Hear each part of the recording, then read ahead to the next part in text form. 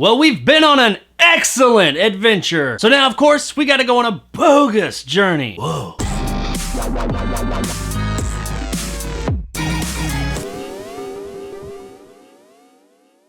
Bill and Ted's Bogus Journey is brought to us by director Peter Hewitt, who is replacing the original's director Stephen Herrick, who went on instead to direct Don't Tell Mom the Babysitter's Dead. This time around, we once again follow Bill and Ted as they go on another adventure that is equally as excellent. When a new foe from the future comes back and kills Bill and Ted, they set out on an adventure through the afterlife so that they can get back and defeat the bad guys, save the babes, and win the Battle of the Bands so that they can finally save the world through their most excellent music. Bill and Ted's Bogus Journey is, in my opinion, a great sequel. It not only retains the wonderful feel and likable, lovable characters from the first movie, but sends them on an all-new original adventure. If nothing else, you can say that this movie does not rehash the story from the first movie. Now, this has been a criticism by some for this movie, that it's just too different from the original. But I applaud the filmmakers for taking the story in a new direction while still retaining the great characters, which is what we actually love about this series, and the carefree, fun feel of the original movie. This movie had a much larger budget than the original, and you can absolutely see it on screen at all times. It's just overall a better looking movie and has some great looking sets. Most notably will be all the ones set in hell. They're fantastic and look like something straight out of a Tim Burton Beetlejuice era movie. On the special effects side of things, this movie for the most part does outshine the original as well. There's one effect that when our characters are ghosts and some people walk through them that looks pretty janky.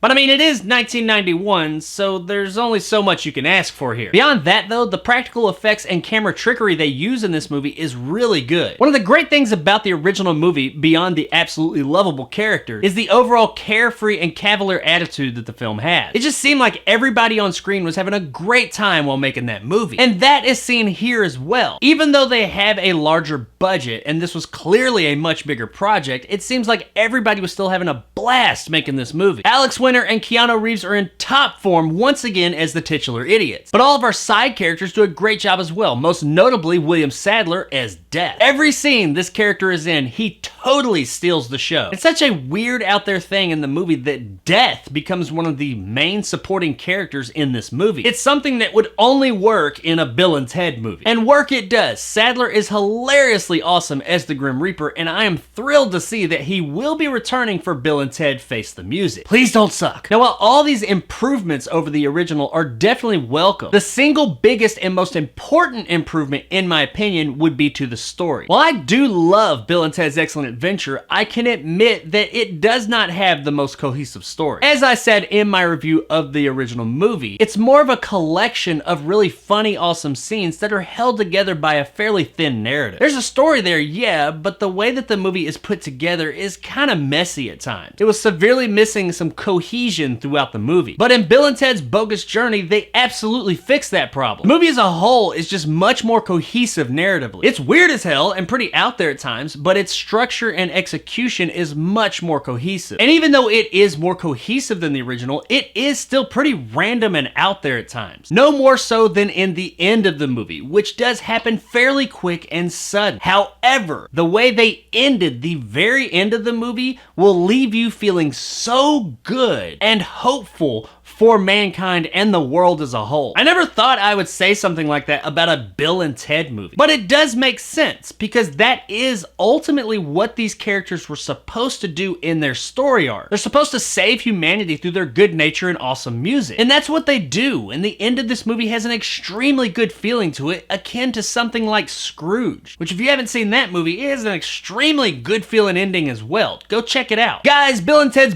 Bogus Journey is anything but that. It is very much an excellent journey, just as the first one was. And while many do gravitate more towards the first one, and I will always love that movie, I myself have always gravitated a bit more towards Bogus Journey. And because of that, Bill and Ted's Bogus Journey is absolutely worth a buy.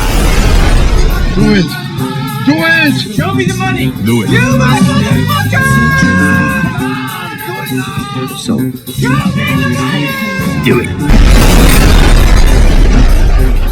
If If you haven't seen this movie, go check it out right now because it leaves you just feeling so good about the world. And it's an absolute fun as hell ride with two of the most likable characters in film history. So there it is, guys, my review of Bill and Ted's Bogus Journey. If you enjoyed, want more content like this, hit that subscribe button and help my little channel grow. If you liked what I had to say, give me a like. If not, let me know in the comments below why. And as always, be excellent to each other and stay sexy, hell. Bill and Ted are dead.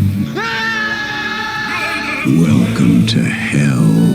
It's the Grim Reaper, dude. How's it hanging, Def? One has to wonder, given the events that happen in the very end of this movie and what all it shows is the movie's ending, and what we've seen that the next Bill and Ted movie, Bill and Ted Face the Music, is going to be about, how are they going to fit all that stuff in with this next movie? Because based on what we know so far, it doesn't really mesh. Are they going to just kind of like retcon all that stuff that it showed like at the very end of Bogus Journey? Or will it have happened but just like further out in the future or something? I mean, are all these things that we saw like on the magazine covers and news articles throughout the end of Bogus Journey just no longer canon? I mean, I need to know these things. For years and years, these have been fact, and now they could possibly not be true. I need answers. And most importantly, if all this stuff has been retconned, the one answer that I need more than any is, who did Missy marry next? Death, maybe?